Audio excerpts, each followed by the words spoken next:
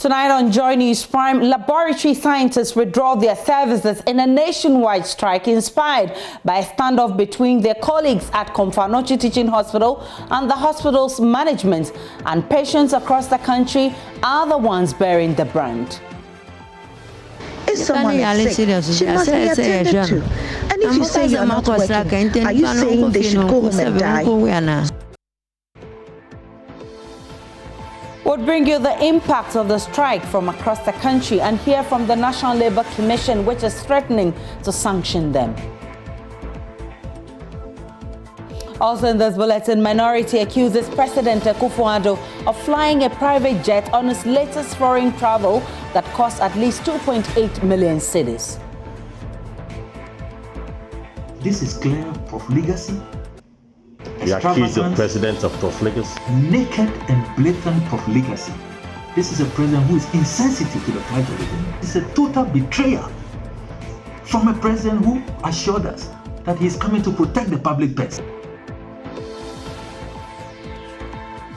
The Ashanti proposes suspension of all mining in the country for a year for a review of the legal regime governing the sector. Shut down! Yeah. Now, all investigating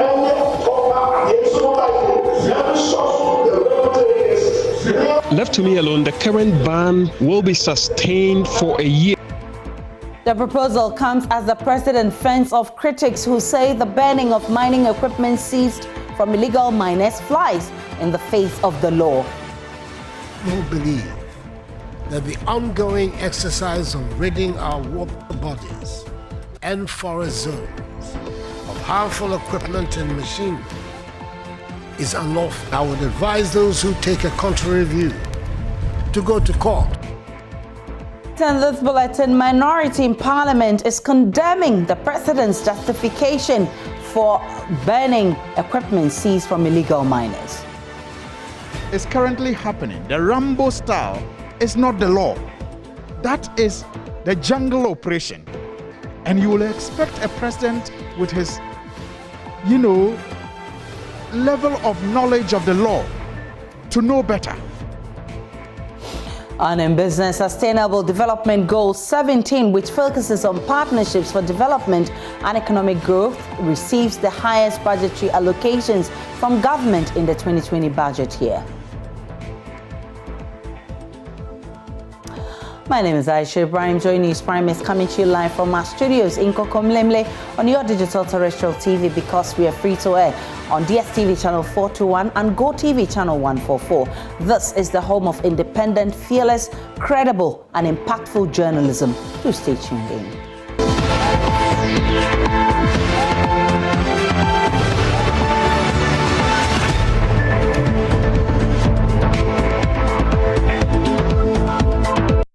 Many thanks for choosing us. We begin with the National Labour Commission that is threatening to sue striking laboratory scientists who embarked on a nationwide strike Thursday, prompted by their colleagues at the Komfanochi Teaching Hospital. The Komfanochi Teaching Hospital scientists started the strike over what they say is imposition of two medical doctors to superintend their activities, sidelining highly qualified practitioners within their profession. As a result of the strike, pregnant women and other vulnerable patients have been left stranded in public hospitals across the country. Here in the national capital, frail-looking patients say they had to beg to be attended to, while some with the means opted for private labs. Others pleaded with authorities to speedily resolve the issues so that they can be attended to. My colleague Kwekwa Asante was at the Kolebu Teaching Hospital and has come through with this report. The nationwide strike of the Ghana Association of Medical Laboratory Scientists is biting. At the Kolebu Teaching Hospital Thursday, scores of patients were stranded as the laboratory scientists joined their colleagues in the Komfanochi Teaching Hospital and other health centers in the country to withdraw their services. This action is in protest of the appointment of two doctors to head the laboratory unit at the Komfanochi Teaching Hospital. The stranded and frustrated patients have a two-edged appeal for government to step in and immediately resolve the problem, and for the lab scientists to soften their stance in the national interest. This is very disturbing. If someone is sick, she must be attended to. And if you say you're not working, are you saying they should go home and die? So we are pleading they should attend to us because health issues are very important. It's a very difficult situation because some people's conditions are very critical and they need to be attended to. Some of us, maybe I can do well to go across the street for my test, but then others are very critical and they need to. So I think if the authority can come in and then talk to them to do, save those people, I think it will be very good. It's a bit worrying, yeah, because if you can see people are very sick and they need this test to move on and nothing is working. We've not been told about any strike too. Going to other private labs will disturb us because when the tests are conducted here, it is cheaper than in the private laboratories. Chairman of the Kolebu chapter of the Ghana Association of Medical Laboratory Scientists, Francis Kwachi Entry, describes the appointment of the two doctors as illegal. Like it has been stated clearly, those two illegal intruders should be taken out. They don't have the license to practice in the lab. We can collaborate with other health professionals within the laboratory space. But if you are not licensed to practice in the lab, it's illegal. You can't do that. Otherwise, people from Mokola should also come and join us so that we work together. He also insists the blood of any lives that may be lost in the course of the strike will be on the hands of government. We made it clear that any blood that will go down as a result of this strike will go down on the heads of the management at Konfuanoche and then possibly the Minister of Health, because they were supposed to have intervened long time ago. As for GMA, they will have a part to play, but it will not be as compared to the management of Konfuanoche and the Minister of Health.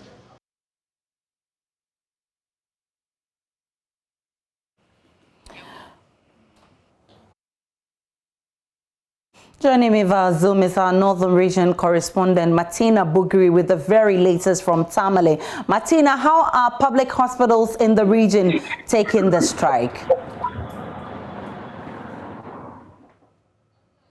Martina, how are public hospitals in the region taking the strike?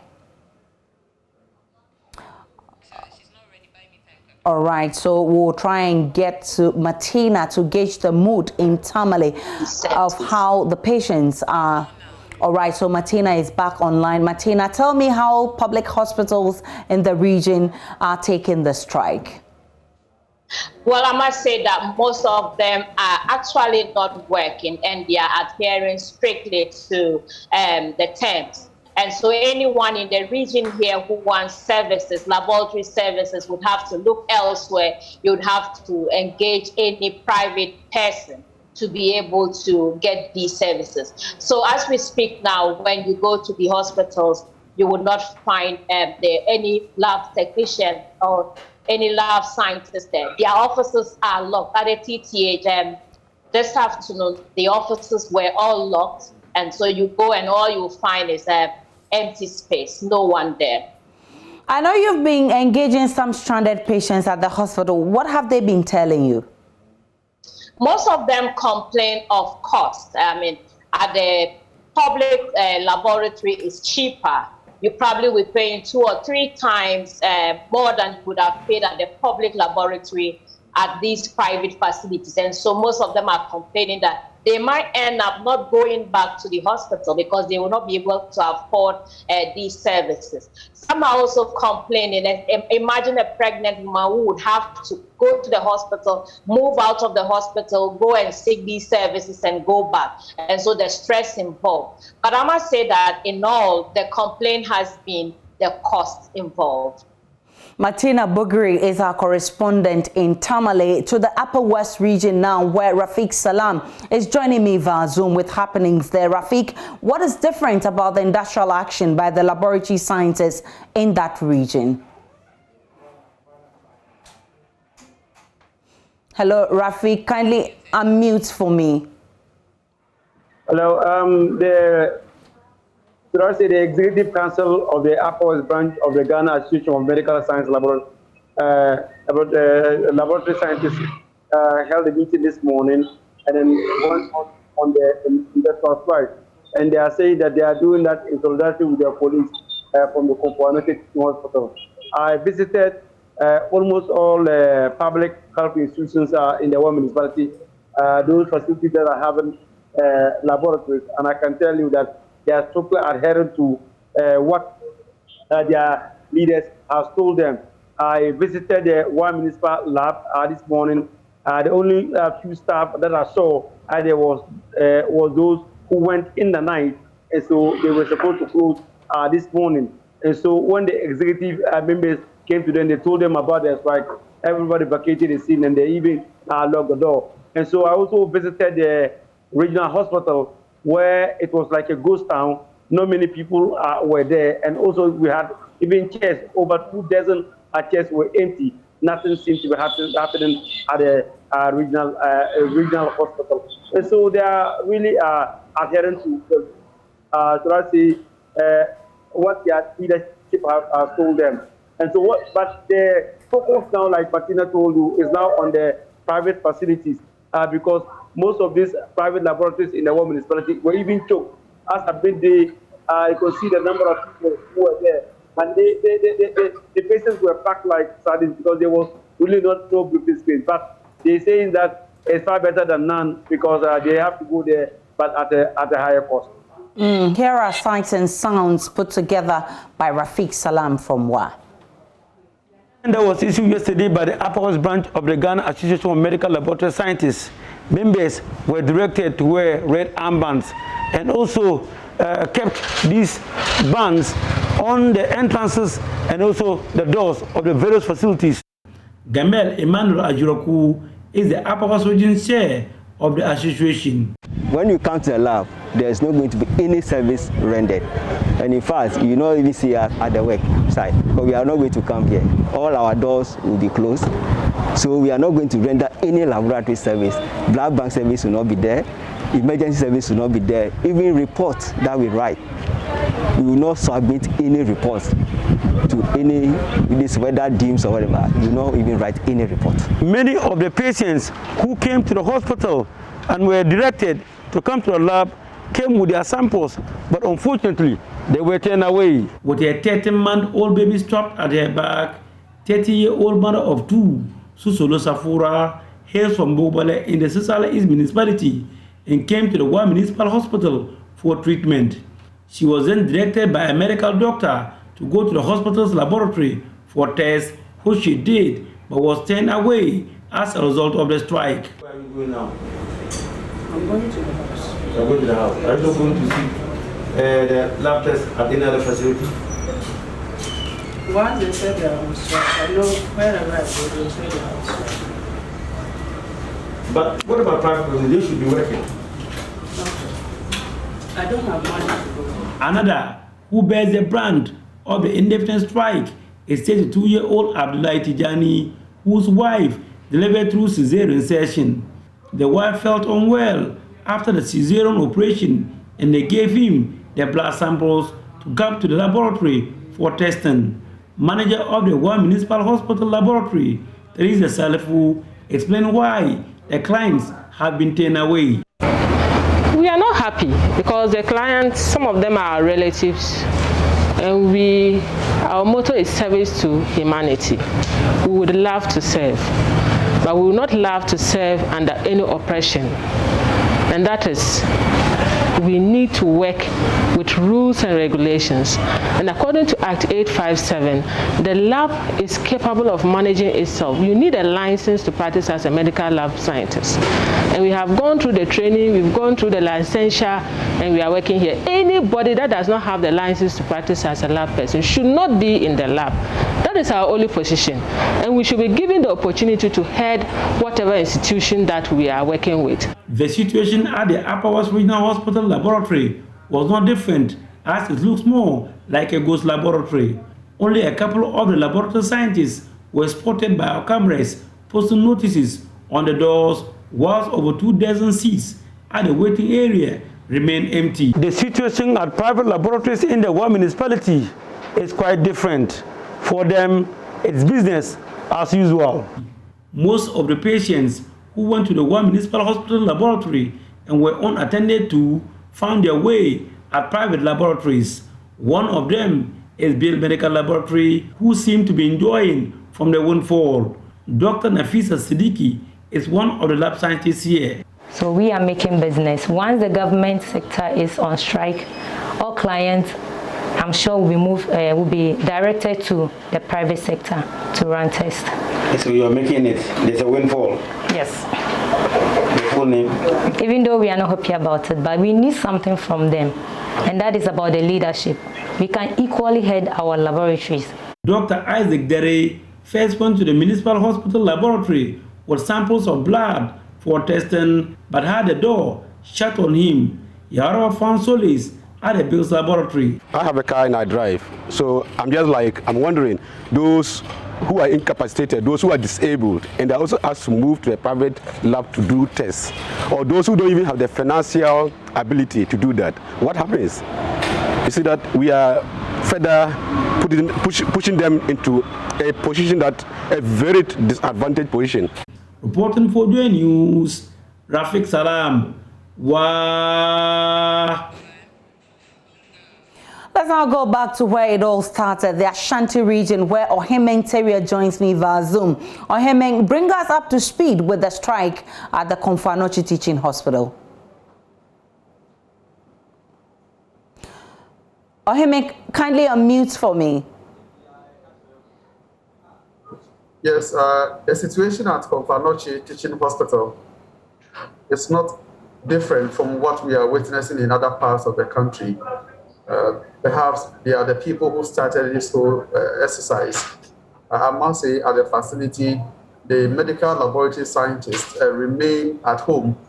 In previous days, that was last week when they started the sit-down exercise, it was that they will come to office but will not work. But this time around, they decided to stay out of the office. So today, my checks at the facility indicate that most of the labs were closed and none of the medical laboratory scientists were around.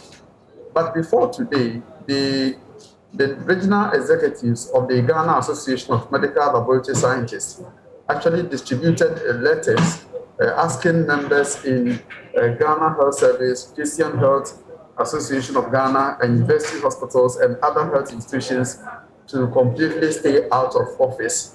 And this particular letter was signed by the regional secretary to the Ashanti Regional Ghana Association of Medical Laboratory Scientists, Charles Nkansa. And this morning, the association proceeded to distribute this letter to the regional health director, indicating that indeed the regional facilities at the regional level have also joined the strike action. So in some places that I checked, for instance, some of them, you go and the labs will be open, but you won't find any personnel at post. But at the Menchia Government Hospital, for instance, the door was completely shut. So there was no opportunity for would-be patients or those who would have wanted to access the facility to speak to personnel at post or whatsoever. But I must say it has taken a toll on patients in the Ashanti region because facilities like Kumasi South, Menchia Government Hospital, Old Tafo Government Hospital, and then Suntreso and the rest, all these places that I've mentioned, you go and you don't meet any medical laboratory scientists at post. So what it means is that patients have no option than to access care from other private facilities. And we hope to also intervene, probably speak to the private practitioners and see how far they are also cashing in on this situation. But we already know that at the Komfo-Anokye, for instance, some patients have been complaining that the cost of medical laboratory services outside the facility is about almost twice as the cost that they used to pay at the hospital. So yes, it comes not just with the fact that they have to walk outside the facility of Komfo-Anokye and these health facilities to seek services somewhere, but it also comes with a cost. Ohementeria is our health desk reporting on the situation in Kumasi. Head of our health desk, Fred Smith, now joins me with a bit of a background about that. Fred hasn't joined yet. We'll get Fred to join with some background to this. Fred, if you're on, tell us what has resulted in this whole strike. All right, so before Fred joins me, let's speak with Executive Secretary of the National Labour Commission, Ofosu Asamoah. Mr. Asamoah, I'm grateful for your time. So this issue has lingered on for years. What stopped the Commission from finding a permanent solution to it then? The Commission is at all time, ready to find a solution to it as it has been doing over there. You see, the problem is sometimes parties bring an issue before the Commission. And once it's before the Commission, the parties will plead with the Commission that they want to go back and settle. And if you are unable to settle, what is expected of you is to come back to the Commission that we were unable to settle. And for that matter, the Commission should continue. But if you take time to go and settle, you go and you don't come back for years, then you can blame the Commission that it's been with you for years. Yes, the Commission was sealed with the case, trying to settle. Parties pleaded to go and have settled the dispute at home. So that if they are unable to settle, it's for one of the parties or all of them, many of them, to apply to the Commission. But you don't declare a strike and say that the issue has been pending before the Commission for years. And for the docket and see, they pleaded to go and settle. So we expect that if you are unable to settle, you come before the Commission and not to stay back and declare a strike and say it is pending for years. Well, the medical laboratory scientists have openly put their cards on the table, and you are inviting them over for a meeting. What happens if they fail to appear for the June 2 meeting? They will appear because by law they belong to the essential service providers, and they are precluded from engaging in any form of strike. Any form of strike. So if we invite them and they do not come, either they will come certainly. But if they don't, we will apply to the court to compel them to appear. That is what the law empowers us to do. I'm grateful for your time. Now, head of our health desk, Fred Smith, joins me with a bit of a background about the seeming friction between physicians and laboratory scientists, which has resulted in the current impasse. Fred, how did we get here? Well, Aisha, I present to you a report I've laid my hands on. It is titled the College of Physicians. Well, it's on the letterhead of the College of Physicians and Surgeons, and titled Recommendations by the Ghana College of Physicians and Surgeons. And it follows a discussion with the then health minister on a standoff between the medical laboratory scientists and the laboratory physicians. Now, the recommendations were put together for the Minister of Health by the College of Physicians and Surgeons and its Faculty of Laboratory Medicine from the Professor Ernest Aite's report to provide guidance for its next steps in managing the problem as we have now. So it didn't start today.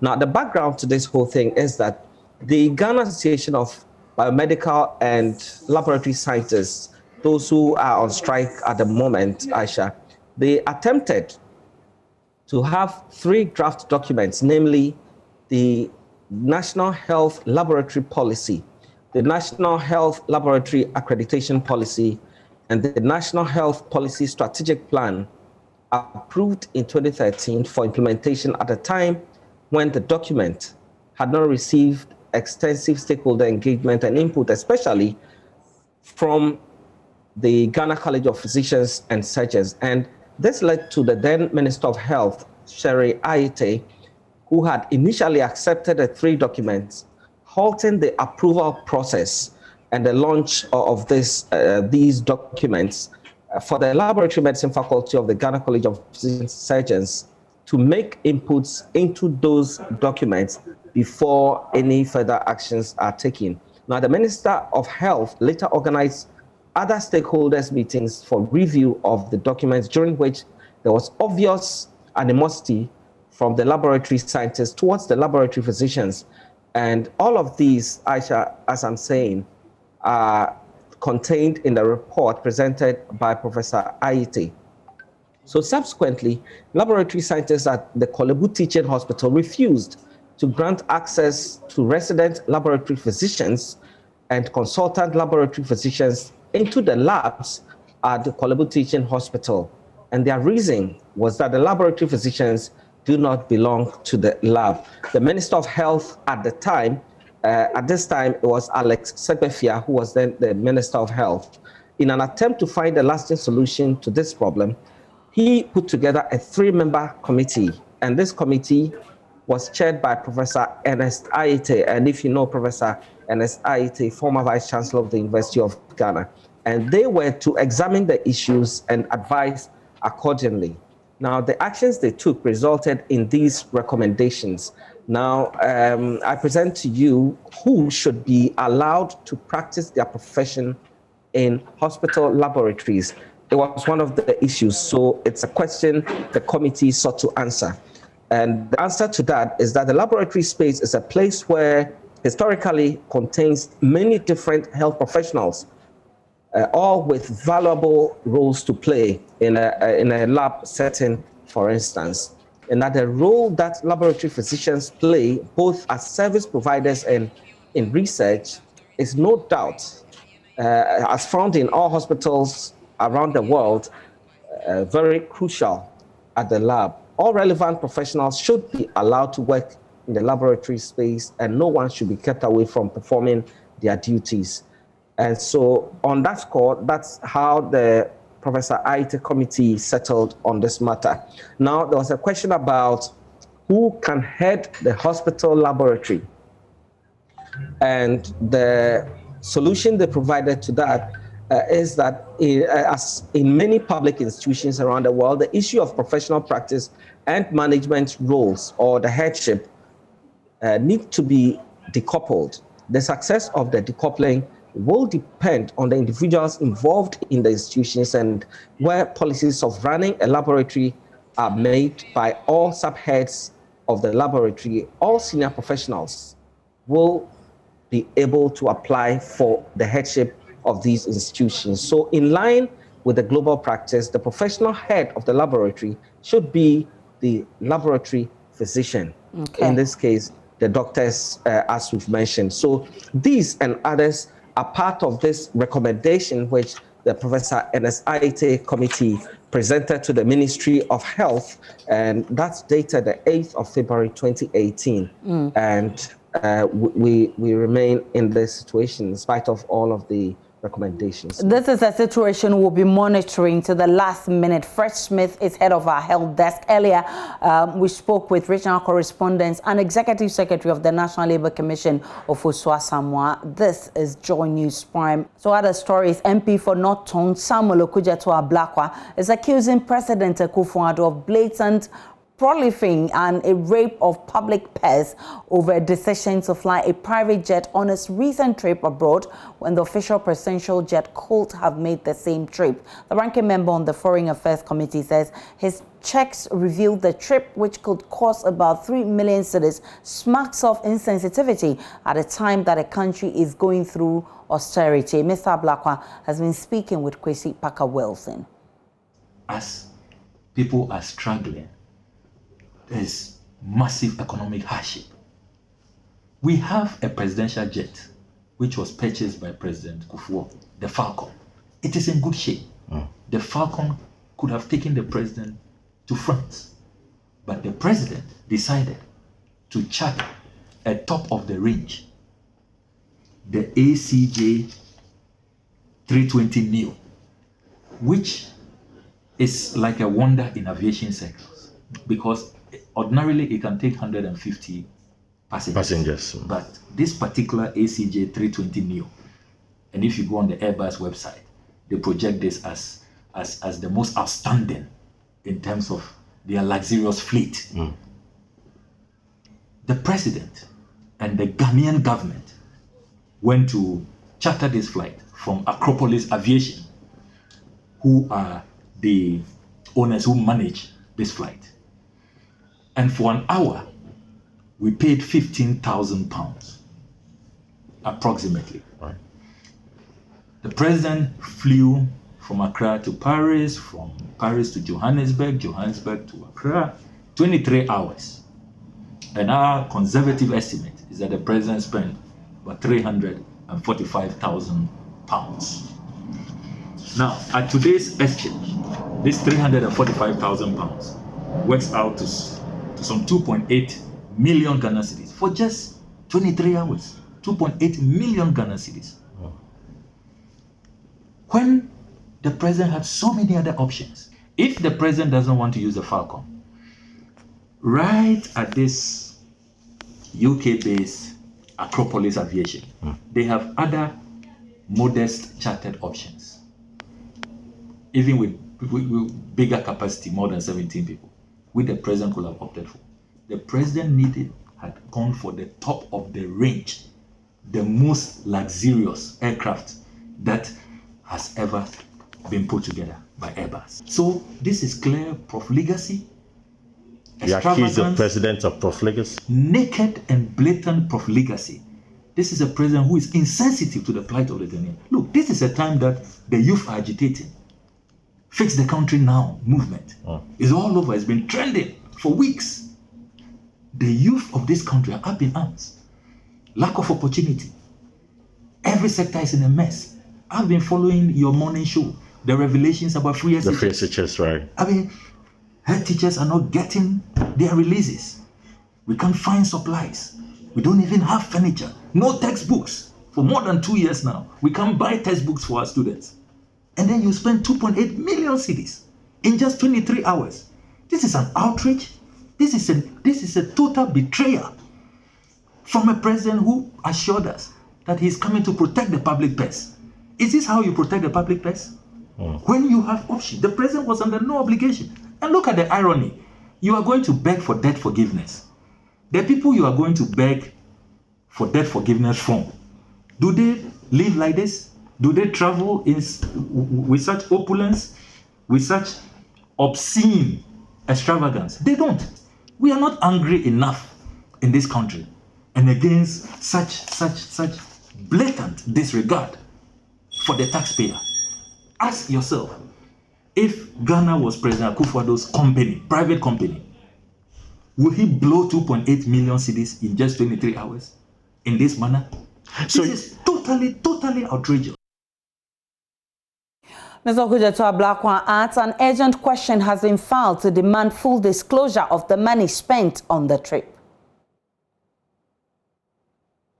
I filed an urgent question. I want the Minister for Defense to come to the House and explain why the Falcon is not being used by the President, particularly on this trip, why the Falcon was not used. And we want full disclosure because beyond the 2.8 million cedis are other incidental costs. I know, for example, that the crew of this Acropolis Aviation Company stayed in South Africa overnight because the President spent the night in South Africa at our cost. I know of other landing rights, other airspace rights and all of that we paid for. This is all outside the 2.8 million. So we will be demanding full and thorough disclosure as to how much of the taxpayers' money has gone into such lavish air travels. And we would want to know whether they receive advice from our professional soldiers at the Ghana Air Force that the president should not use the Falcon, which we know is in pristine condition. We're live on Joy News Prime. We'll take a break. When we return, we'll bring you business and sports shortly.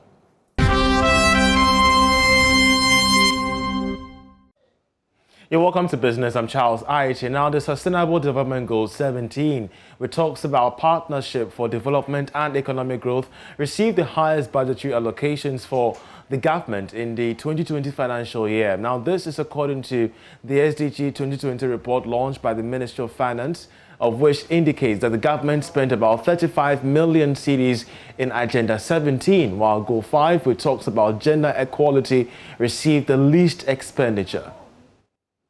This is in line with the various priorities of government, and as you might have noticed, most of the priority programs are aligned to Goal 17. In line with the question asked by the participant, you notice that we are isolating certain parts of the budget out of this. Should you add the compensation of employees by the Ministry of Education and Health in this, then you notice that that of 17 will really drop low, because then we have a lot more personnel in the area of Ministry of Education and Health in that regard as well. However, in Goal 17, if you look at the digital addressing system, the benefits of it and all the costs that comes with that, in there we are looking at some areas of revenue generation, we are looking at some areas of trade also in there, and that accounts for a huge margin of that. So that's some of the reasons behind Goal 17 really going that high in that area. Forward, what kind of advice are you giving to the finance minister or ministry so that we can be able to bridge the gap? Because with regards to Goal 5, the allocation is a bit minimal. The SDGs are actually interconnected in a way. What you saw here are direct allocations. However, there are some priority programs, especially if you look at LEAP. LEAP is assigned to Goal 1, no poverty. It has a direct impact on some of the goals that we actually look at as well. Now, food prices will remain stable in the next 3 years if government adopts the food storage policy and warehouse procedure manual. According to an agronomist, Dr. Robert Adu, this policy will help regulate food prices in the lean season. He was speaking at the National Technical Adoption Workshop on Food Storage Policy and Warehouse Procedure Manual organized by the National Food Buffer Stock Company. Here's more. An agronomist has projected that food prices will remain stable in the next 3 years if government adopts the food storage policy and warehouse procedure manual. Senior lecturer at the Department of Agricultural Economics at the Kwame Nkrumah University of Science and Technology, Dr. Robert Adu, said the policy will help store food for long, which will help regulate food prices in the lean season. If we have a policy on food storage and distribution, and we're able to store enough or adequate food, and we're able to distribute it throughout the year, we're going to see stability in food prices. Because if you look at the prices of maize, when we are in the peak period of maize production, prices are so low, farmers complain all the time because they cannot break even. Premium Mobile Lottery 787 has rewarded a student loan trust fund zonal manager an amount of 20,000 cedis and just ended draw. Here's more. Elijah Ayebinla Azedongo from Kenya in the Ashanti region, upon receiving the 20,000 Ghana cedi prize, said it would help in funding education of his family members. Overjoyed, Elijah expressed gratitude to the 787 lottery and urged all to partake in this week's super 916,000 Ghana cedi jackpot. I'm so much excited, yes, because if you're out there, you may think that star 787 hash is not real. But I'm telling you today that it is real. I have just come and have been offered my prize money of 20,000 Ghana cedis. So I encourage everyone there, whether you are rich, you are able, you are poor, you are needy, put that aside, just give it a try, and I believe you should be able to win the grand prize of the 900,000 plus that would just be done on this Saturday. It has changed my life, yes, and not only my life, but people I believe within or around me, yes, because the money I have gotten, I'm not going to use it for my personal gains. I am going to use it also to help the orphanage in Kumasi, Ashanti region, by buying them some foodstuffs. The rest left, I also use it to better the lives of my children through their education. The head of customer experience, Richard Akoto, had this to say. This Saturday, we are looking at a jackpot value of 916,000 Ghana cedis. My good friend, this is a life-changing moment. You have seen it all from the beginning of this year, and even last year, you saw people take home 900 plus thousand Ghana cedis, 1.4 million Ghana cedis, and this time around we are speaking of 916,000 Ghana cedis. Let's put that aside.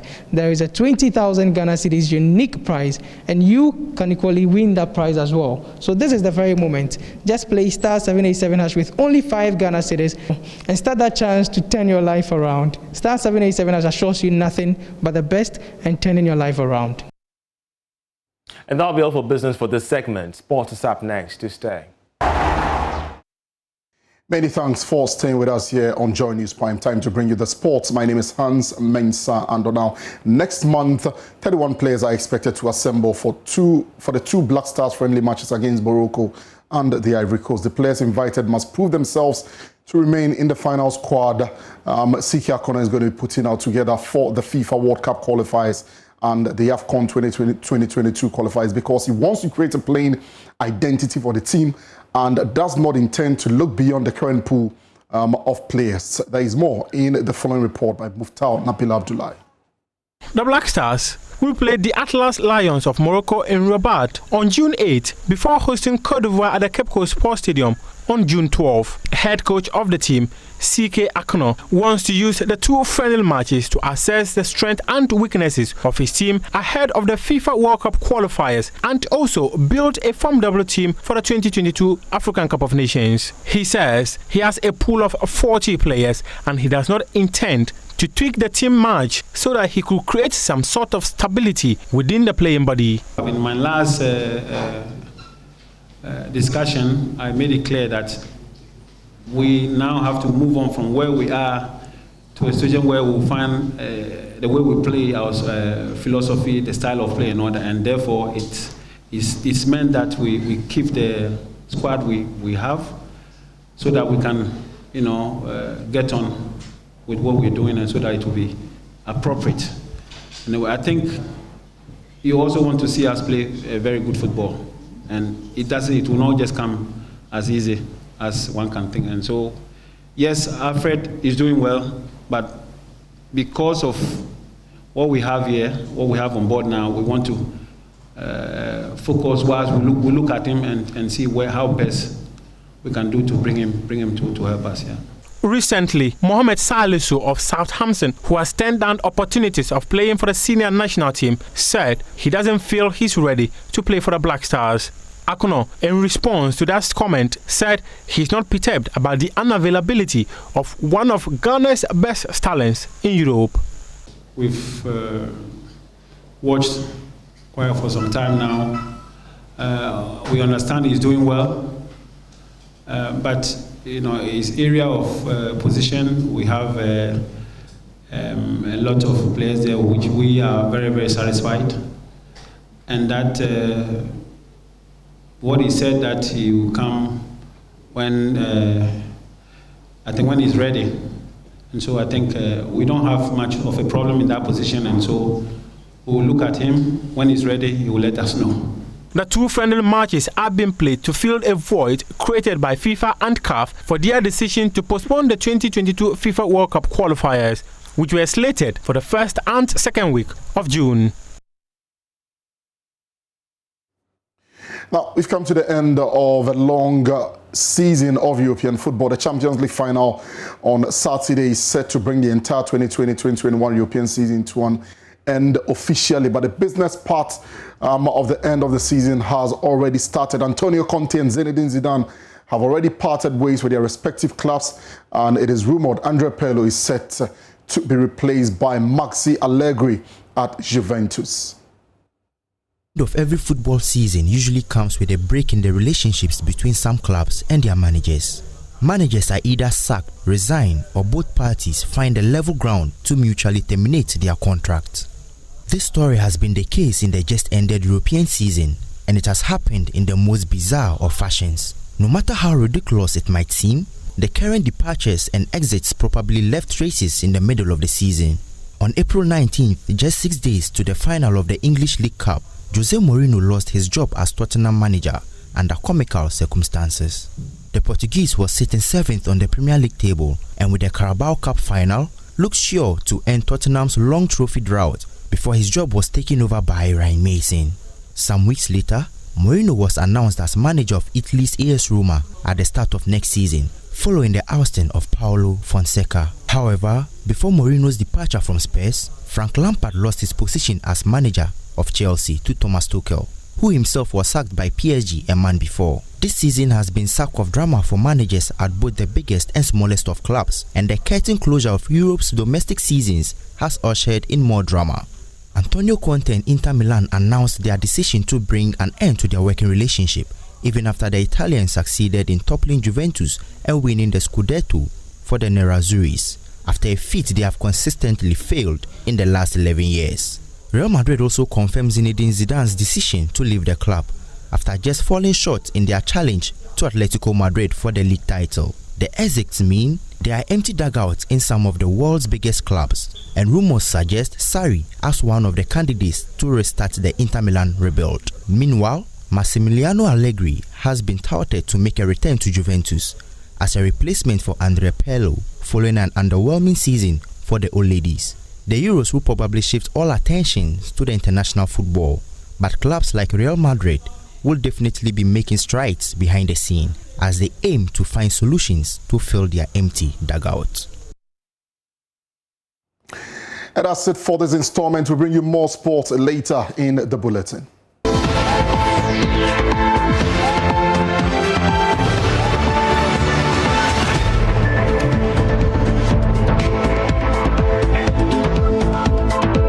Welcome back to Joy News Prime. To the rest of our stories. Electricity consumers in the Ashanti region may have to bear with the erratic power supply situation until the end of the year, as the electricity company is keeping to its December 2021 deadline for resolving the distribution network issues.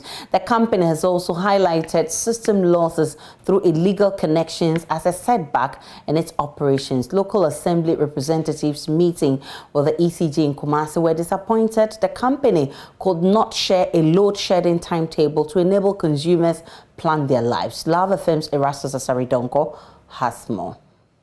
Intermittent power cuts have recently been rife in many parts of the Ashanti region. The problem has been attributed to the overloading of Gridco's 161 kV transmission line and Bui Dam's shutdown, leading to low voltages in parts of the country. ECG engineers held a day's forum for presiding officers and assembly members to update them on the power situation and challenges affecting power distribution in the Ashanti region. Manager in charge of operations for ECG in Ashanti, Engineer Andrew Zowusu-Pepra, told participants the solution to the power challenges largely depends on Gridco's ongoing works. Power that comes from the other side of the nation, one side comes to reach straightforward, other one comes through Angomaso. The same line goes through Ridge and it goes to Northern Region to Burkina Faso. And that is where the constraint is. So the idea was that there should be a bypass line to move power to the North Strait without going through Ridge. That is the only constraint, apart from our internal faults, that once a while you see us running. By the January from 2019, somewhere June to now, all the outage, the heavy ones that you see, is coming from this basic constraint. So that is why the outage has been there until they finish. And I know how I went on the line. That was last 2 weekends. And they have gotten from beyond Abofo, the link between Angomasu here in Kumasi and that of Ahinkro, that portion, that is where for now, I will not speak for Gridco because I don't know what has brought the work to a halt. So until they finish that assignment, where power will not go through Kumasi Ridge before it gets to North, we might not be able to control anything. Some presiding members at the forum were disappointed at the lack of timelines in the resolution of the outages. Compared to the Dumso, I think this one is also having a little bit effect on us, just like the Dumso of the previous years. So they should come with the timetable also for us. It's quite unfortunate. At the end of the day, I don't think most of the power outages, they come spontaneously. Normally they do have things in mind that, oh, we are going to off the light. So if not even a timetable, there should be a regular update so that you wouldn't be there and the power will just go off. In fact, we've been representatives of our various district assemblies, and lots of questions are posed to us, and sometimes we don't have the right information. So we were expecting to be rightly informed with regard to some of these power outages. And I think that it's a good initiative, but we don't expect that it ends here. Reporting for Joy News, Erastus Asaridonko, Kumasi. Small-scale miners in the Ashanti region have threatened to sue the government over the burning of their excavators at mining sites. The miners say they will seek legal interpretation on the rights of the Minister of Lands and Natural Resources to issue a directive for the destruction of equipment belonging to private businesses without just cause. Mahmoud Muhammad Nuruddin reports. Line of action. We are in preparation to institute an action for an interpretation of the Constitution at the highest court of the land to find out if a minister has the right to issue a directive for a private person's equipment to be destroyed without just cause. If the law allows that, we are in line to do that. Former Ashanti Region Secretary of the Miners, Philip Bawa, also says the miners will petition Parliament to intervene. And also, we will take measures to place an injunction against these activities if an action is not taken immediately to remedy the situation. So we are considering that. And also, we will be filing a petition before Parliament to intervene in the illegalities and arbitrariness that is going on in the country. Because you cannot unleash your military against your citizens for no just cause, because this is against a UN convention. The small-scale miners allege there is selective justice in the fight against illegal mining and destruction of natural resources. Because if he's protecting some people in the community, while we, the legitimate, are suffering, he knows the consequences. The consequences, any selective justice, there is consequences in selective justice. Why our chairman in Asinfosu, who is mining legally on his concession, they have destroyed 4 excavators on that land, including other mining equipment. So what are we doing as Ghanaians? The government is pushing too hard, but we are pleading. Ghana, our culture doesn't permit us to do certain things, but he should stop pushing us. So red zones need be say water bodies, any forest reserve. After say, I'm military. I'm going to say the excavators if you are near Asheno. I dear Bia, you are doing one and just here. You know, say, you are buying and paying 40 cents. San Yamana was 1 year. Yes, Trano. Yes, Trana Omunjai.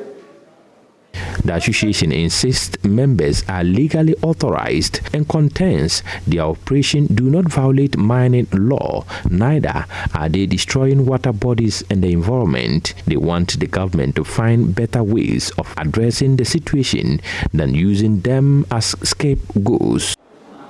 To come out and explain to us the difference between the red zones and the other areas, because we Amansewers here, we have some areas, especially we have reserve forest areas that our Chinese people are working. Their machines are not burned, but someone has packed his machine in the house. They will come and burn the machine. Why? So it is the Minerals Commission who can come to our site, inspect. If we are not complying with the rules and regulations governing the license, they can revoke it or caution us as to rectify the anomalies, not the military. Dominic Nitwo, the Honorable Minister for Defense, is speaking outside his jurisdiction and acting same. We want to go by the Minister of the Sector's statement that small-scale miners, legal ones, should mine, but mine responsibly. And that only Minerals Commission can inspect our site, no other task force, including the military.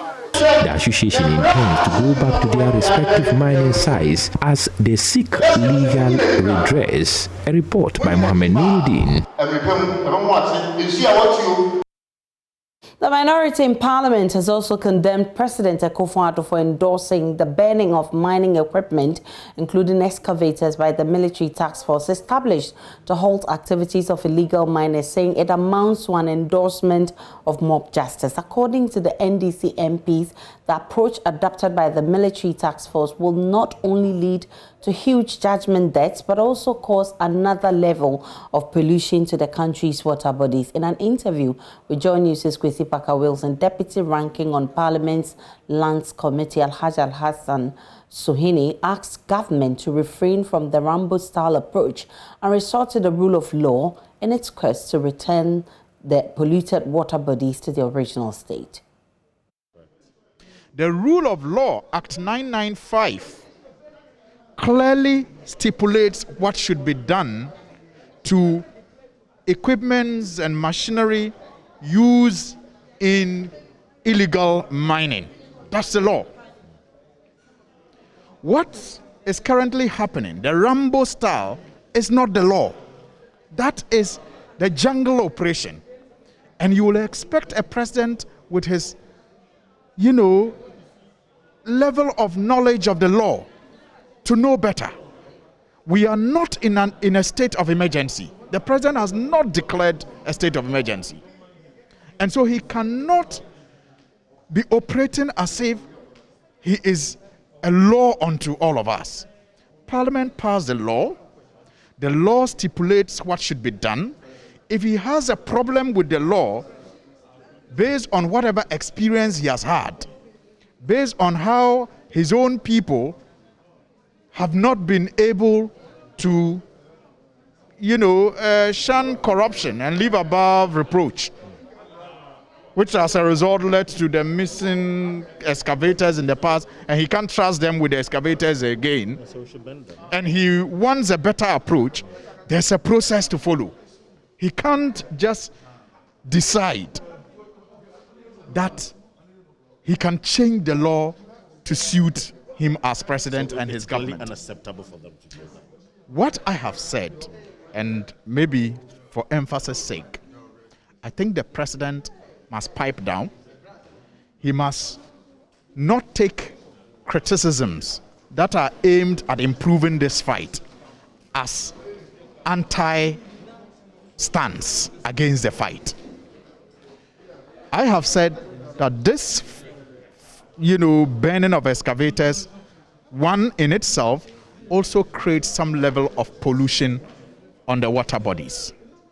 When you go and destroy these chamfines and you leave the debris in the water bodies, that is another form of pollution you are creating. You burn these heavy metals and leave them in the forest without moving them. The soil scientists will tell you the effect of that also on the soil. So you do not fight pollution by creating some other level of pollution, even if it is less pollution, when you can use a better approach. So for example, we know the owners of these excavators, don't we? Because every excavator is supposed to be registered. So even if you get to the site and machine is not possible to be moved, like we are told. The whatever board is removed, control board is removed, it can't be. Can't you go to the DVLA or all the other agencies that are responsible for registering these machines to find out the owners? Can't you begin the prosecution from there?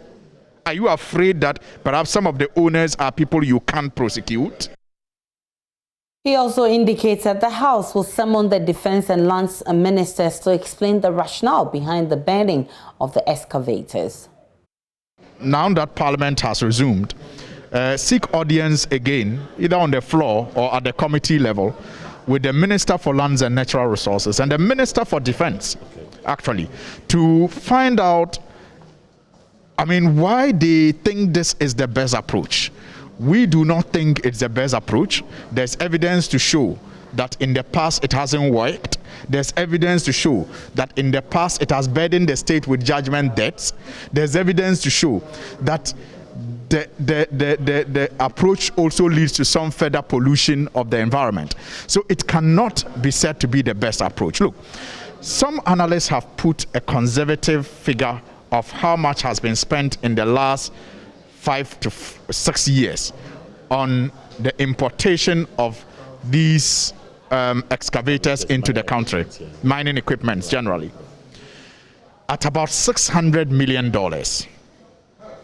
If you total how much we have spent in the last 5 years bringing in these excavators as a country, about $600 million. The question I ask myself is, if we had $600 million cash, will our approach be to put it on fire, burn it, because that 600 million is contributing to some pollution in our environment? Certainly not. We will not be thinking of burning $600 million.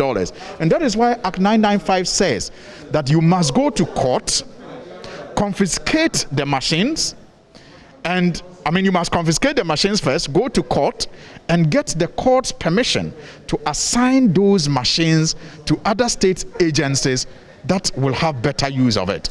My constituency will need excavators to do desalting so that in this rainy season, flooding will be checked. It is because of such problems that the framers of that law, made it possible for the minister to do this. So why do we put the law aside and engage in this Rambo style when in the past it has not served us well? Ochehini Osajifo Amuiti has called for the suspension of mining in the country for a year to enable a review of the legal regime governing the sector. The King of Achime-Buakwa also called for the decoupling of the Minerals Commission from the Ministry of Lands and Natural Resources so the Commission could have the free hand to operate. Ochehini said this when the Sector Minister Samuel Abu Jinapo paid a courtesy call on him Thursday as part of his two-day tour of the Eastern region. He says it's important for government to adequately resource the Minerals Commission so it could effectively carry out its mandate even as it takes steps to stamp out illegal mining in the country.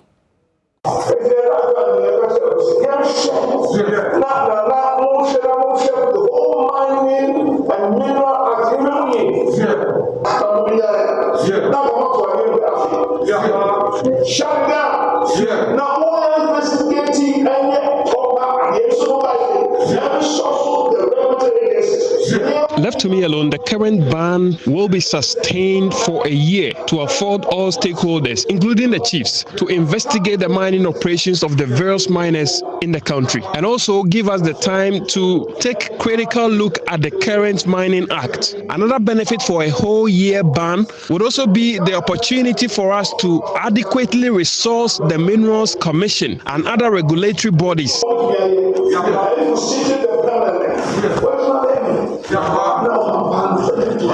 You don't understand the water that we drink, the food that we eat, the air that we breathe, the disease that come and have been affected by this practice. To effectively manage the mining sector. If we did that, the illegal miners would dare not go back to sites to perpetrate the illegality that is causing severe damage to our rivers and water bodies and the forests. When you see, when you pass through, you leave a mark. Tell future generations and stop by so that Anabu and Abu will be on the right side of history. When every 9 years,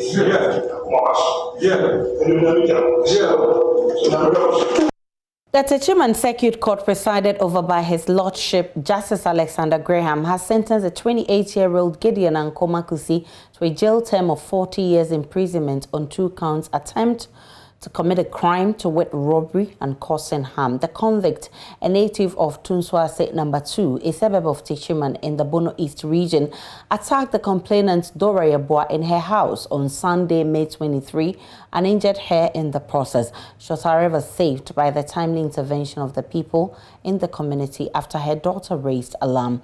My colleague Anna Sabit has more in the following report. Over the past few weeks, the rate at which armed robbery cases are being recorded in the Bono East region is quite alarming. The recent murder of a Muslim cleric in the Pro East area, and then also a military officer who has been killed by suspected armed robbers last week, is still fresh in the minds of many. Today at the Techiman Circuit Court, as a recent robbery case which occurred over the weekend on Sunday, May 23rd, and the accused has been convicted to 30 years imprisonment. Chief Inspector C.Y. Seteglo is the prosecuting officer in charge of this case. He's been telling us what transpired between the accused and the victim. It's a case of robbery reported against the accused person. The story is that the accused person went to the complainant's house on 23rd day of May 2021 in the night. armed with pistol and some other objects. He attacked the complainant, and the complainant resisted in the process. So the accused person injured the complainant. In fact, the complainant struggled with the accused person in order not to take anything away, and shouted for help. When the accused person saw that those around were coming to the rescue of the complainant, he fled the scene. However, he was given a chance and was eventually arrested. After investigation, he was actually charged with robbery and causing harm. He came to the court and pleaded guilty simpliciter to both charges. He was sentenced to 30 years imprisonment for the first count, which is the robbery, and 10 years for the causing harm.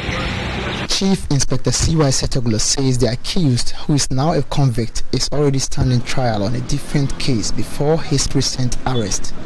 The accused person is in another case here in this court, and that case was started by the Attorney General based in Sunyani, but because of the distance and other things, it was handed over to me to continue. The accused person was granted bail, and he went and committed this recent offense. Speaking with the complainant, Dora Yeboah, and she tells us what transpired, how the accused got to her house and then attacked her with a gun in his hand in an attempt to kill her and take away her properties.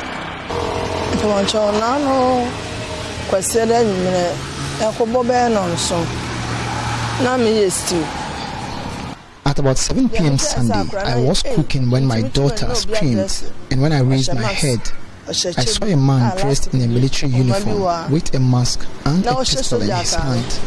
Then I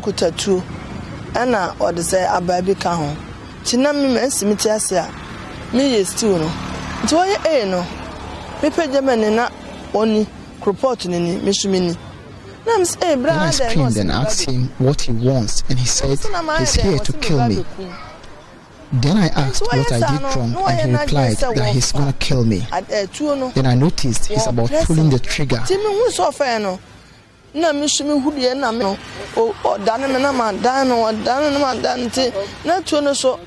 was when I mustered courage to face it off with him, and in the process, we both fell down to the ground and the pistol fell off. We struggled on the floor for some time whilst he kept hitting me.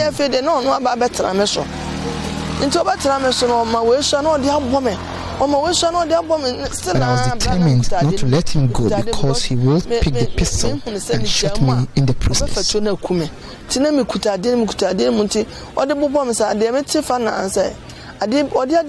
of a sudden, I realized he had used a sharp object to attack me on the face. That was when I realized my child has raised alarm and the people came to my rescue. He bolted away, and all I saw was that I was rushed to the hospital.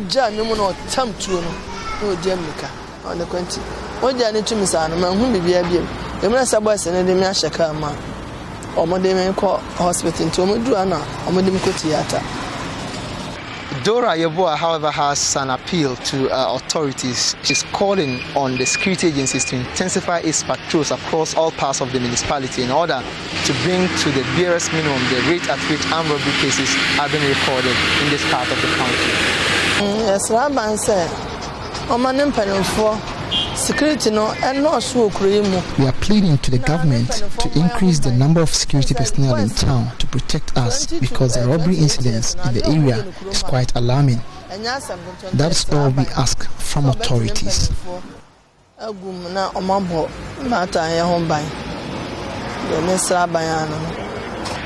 Chief Inspector C.Y. Setoglo is of a marked conviction that such sentences is deterring enough to deter others who are also into the robbery business to stay away from the act. He says people who are brought to this court on robbery cases, when found guilty, will be dealt with severely.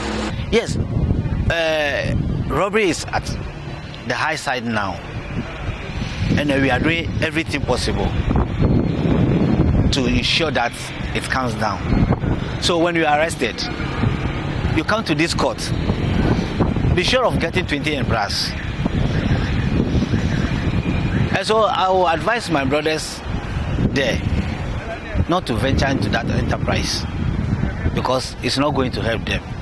From the Techiman Circuit Court, my name is Anna Sadik, reporting for Joy News.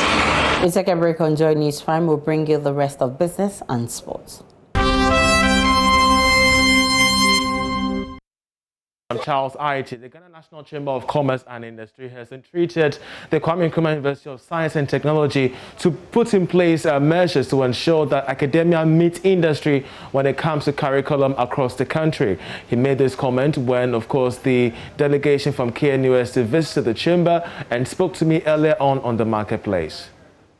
And then we talk about the intensive for students, if we can formalize it so that every year we know that,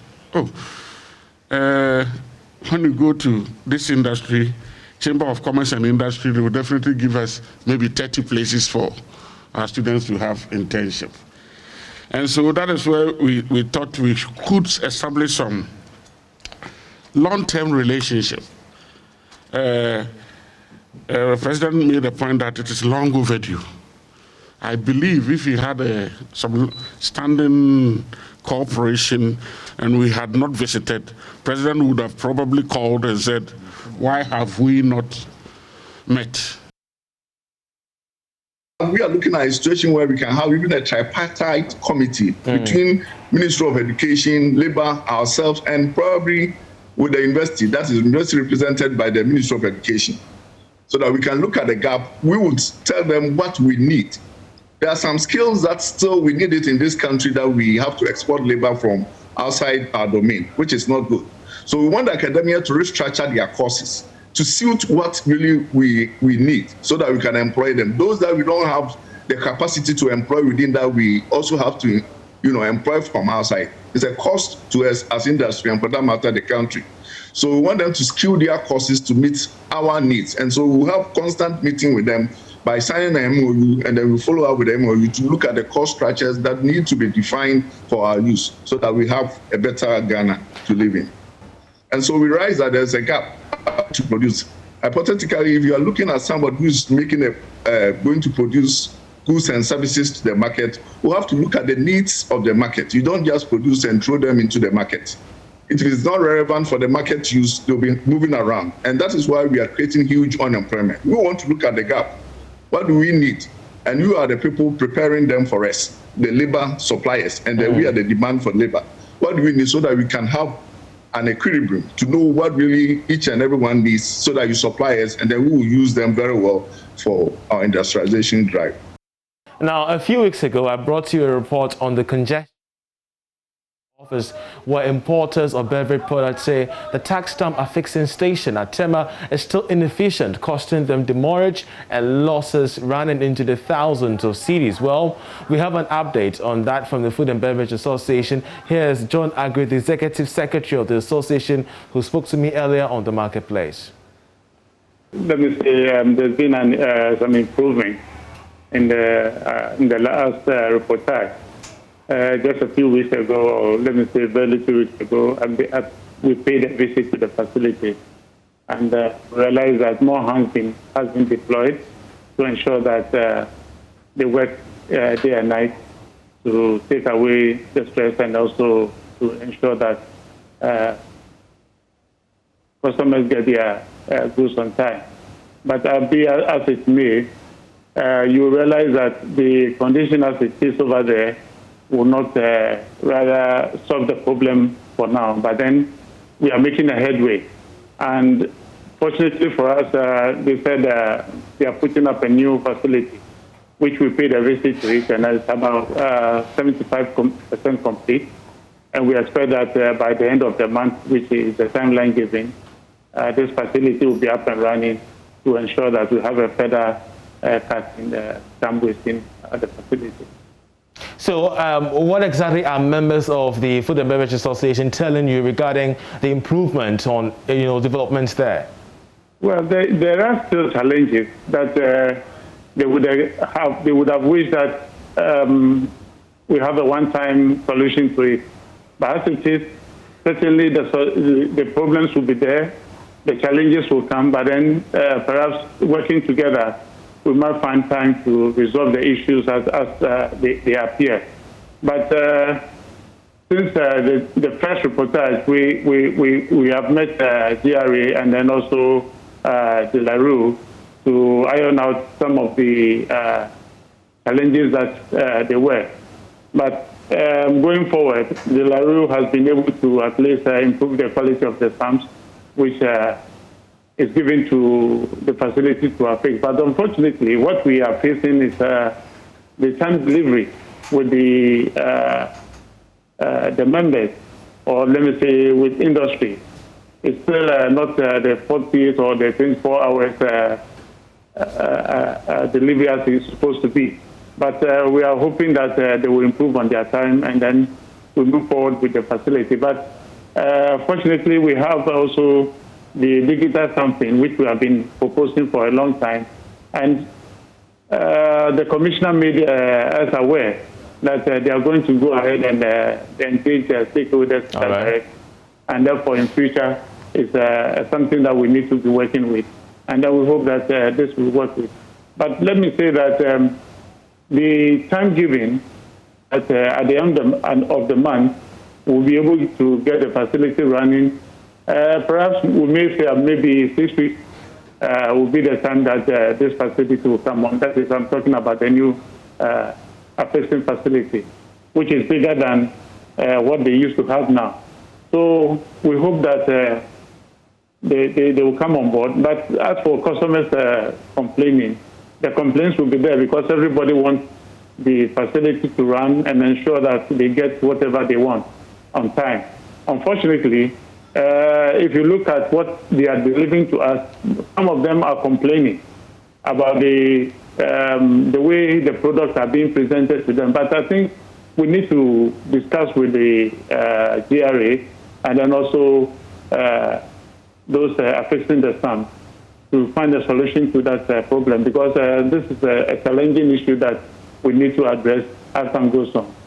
Now, at this juncture, the dawn of COVID-19 has reaffirmed the need to utilize the digital space for effective business activities. However, looking for the right software can be a headache, as a wrong tool can be highly a disservice to your business.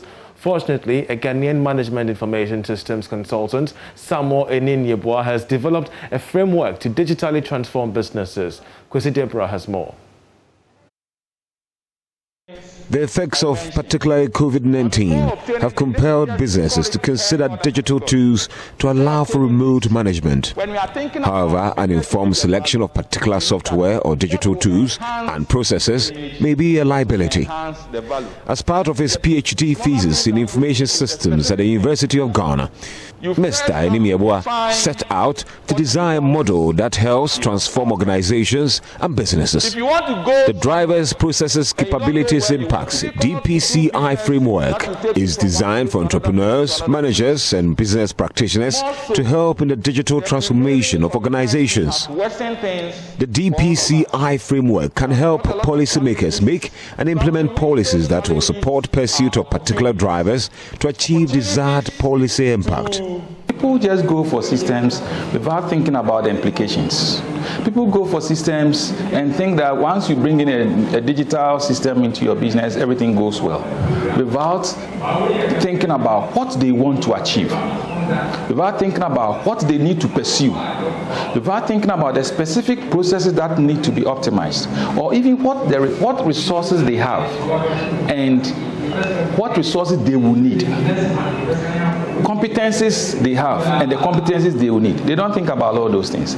So this framework is a framework that is guiding you to achieve your intended and desired outcomes for your business by helping you to look at the specific drivers or the specific motivations that you need to pursue. And then, if I am pursuing these motivations, what corresponding processes should be optimized, to be emphasized, to make sure I'm able to achieve those objectives. And then within those processes, what competencies do I have and need? What resources do I have and what resources do I need? And those are the capability and capacity that I spoke about, which will help you achieve that aim. Already, 3 businesses have been utilizing this tool to transform digitally. One is an importer of lubricants.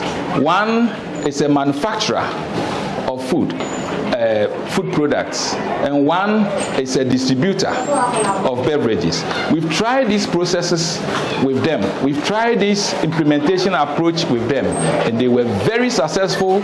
The time of implementation were shortened. We had between 1 month and 3 months of implementation. Things that would have taken us 6 months, 1 year, we were able to shorten it to just about between 1 and 3 months for all 3 companies. The future is that as we move on and accept and inculcate with digital technology, we need to know how to go about it. What should drive you for specific purpose? We are not in a one-size-fits-all situation. That's why we need to evaluate each targeted transformation and see what are the needs, what should drive us, what processes should I emphasize, and what impacts will I get if I introduce this capability and introduce that capacity.